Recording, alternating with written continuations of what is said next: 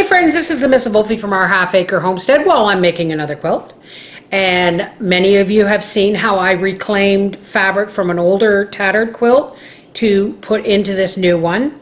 But one of my YouTube family had some beautiful fabric, and she was upset because she had trouble making a 9-patch block and she didn't want to cut any more fabric because, you know, she didn't want to ruin it. Well, I'm going to show you how to make the easiest 9-patch block you will ever do.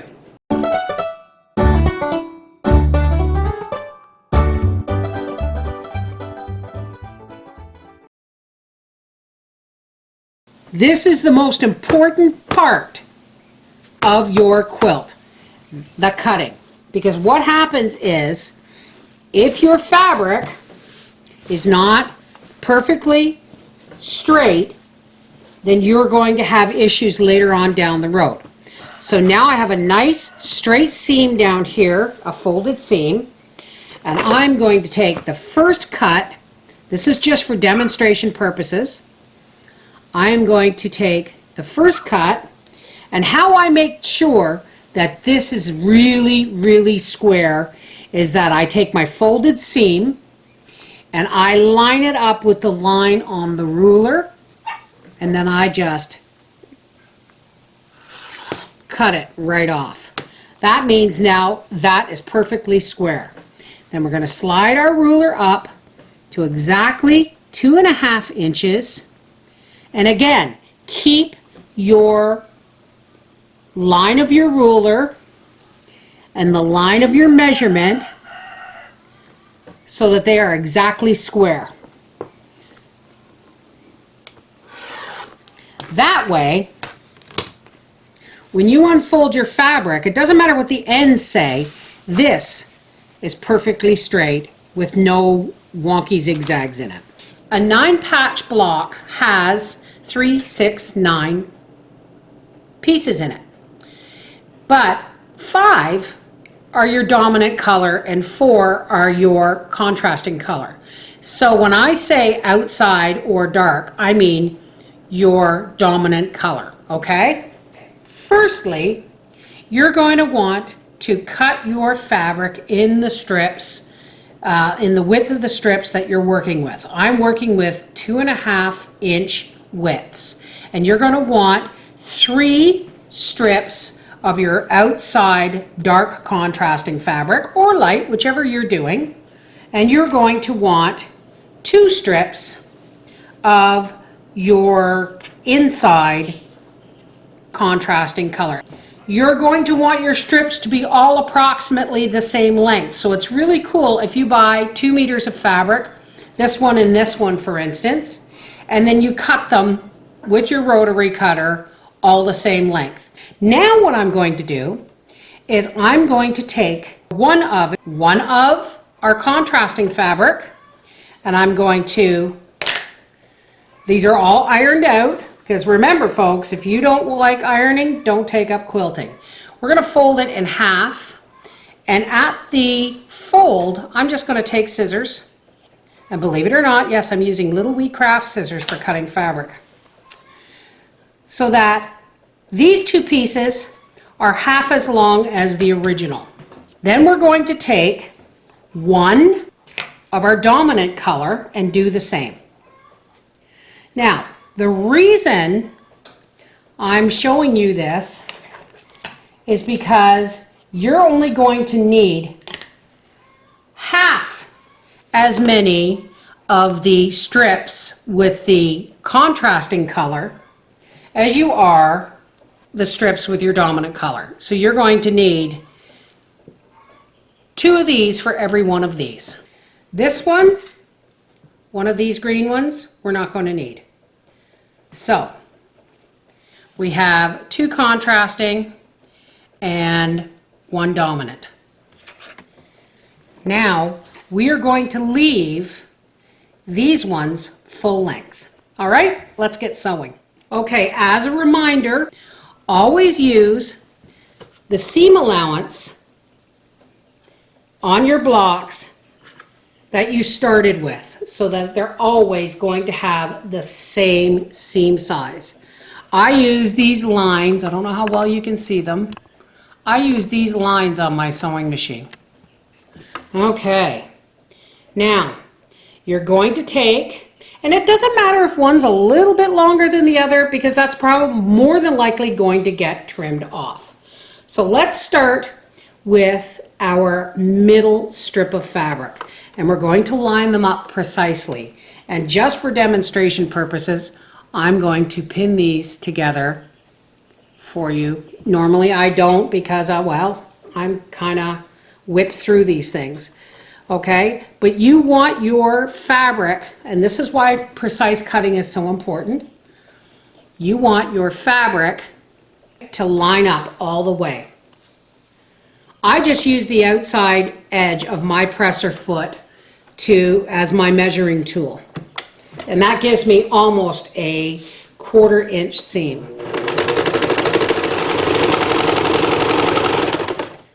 Now remember, this is our center strip, so we don't need as many.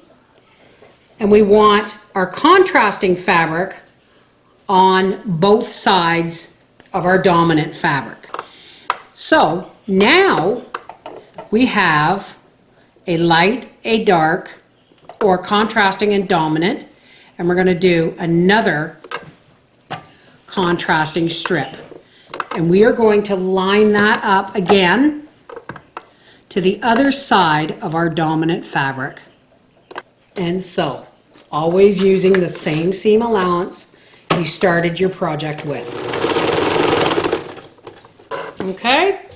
So there is the pattern for our center strip. Now we're going to go ahead and do the exact same with our 2 dominant colors and our 1 contrasting color. And we're going to do the same. So when I have these 3 strips sewn together, we'll be back. Okay, so here we have our 2 sets of strips. This one is the contrasting color and the dominant. And this is the 2 dominants with the contrasting color. Now, as you've noticed, there's going to be jagged edges here. So I'm just going to line these up very carefully.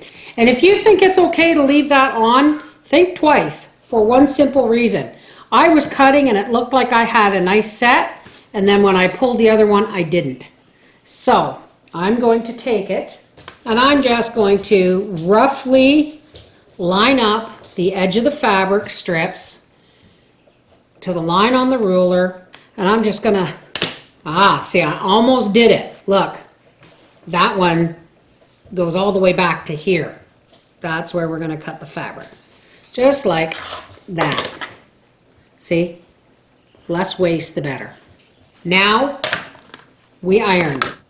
Now, the first thing you're going to notice is that your center strip that has the most contrasting color is going to be roughly half the length of your piece with the dominant colors. And we want that. So when I have these all ironed out, we'll be back. Okay, so now we have our 2 different lengths.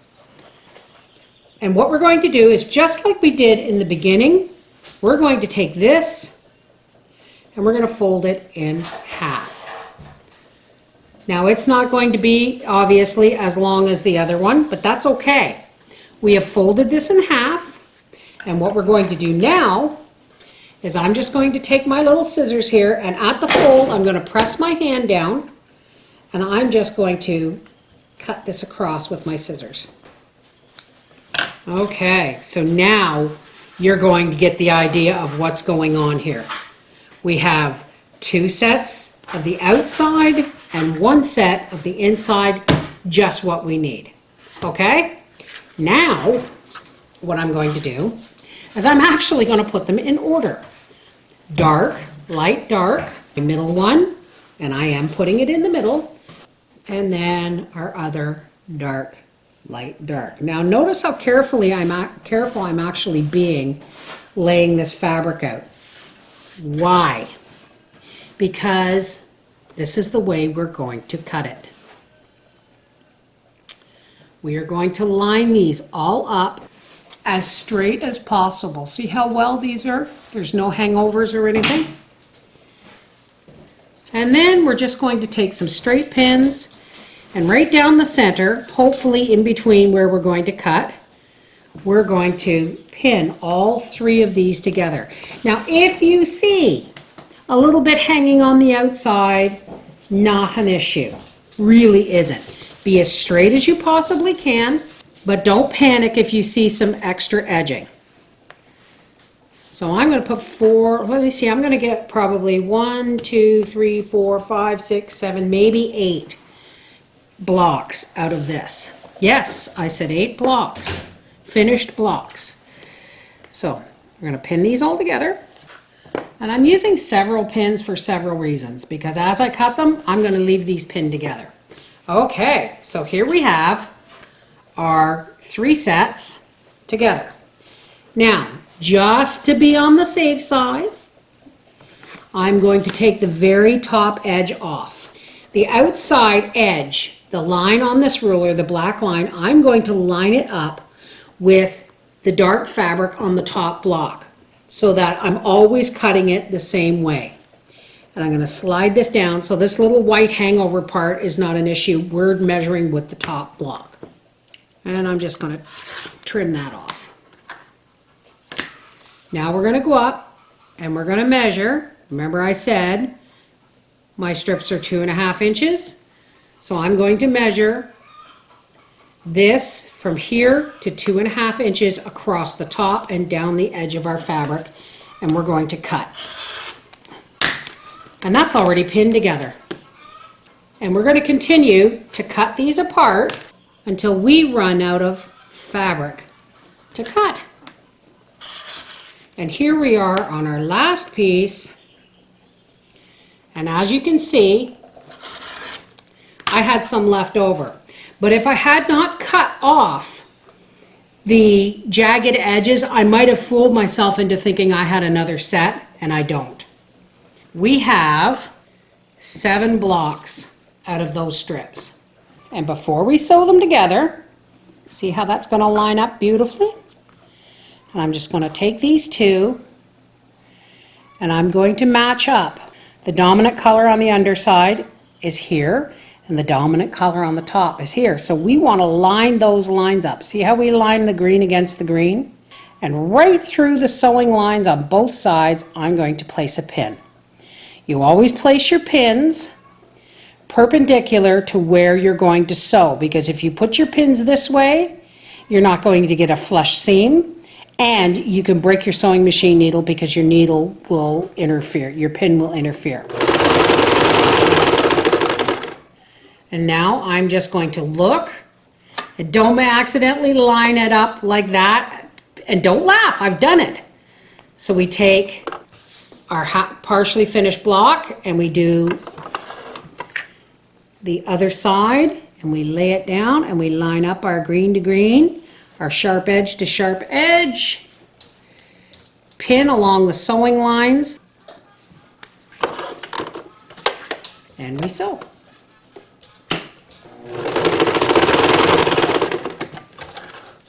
Okay, so now we take our block and we iron out the center on the back, and then I flip it over. I just like to do that because it gives me a crisper cut or a crisper seam once it's ironed. And that, my friends, is how you make a beautifully precise 9-patch block. This is the Mrs. Volfie from our half-acre homestead saying, hey, don't be embarrassed. Everybody's got to start somewhere. 9 patches are the best for that. Take care. Bye-bye.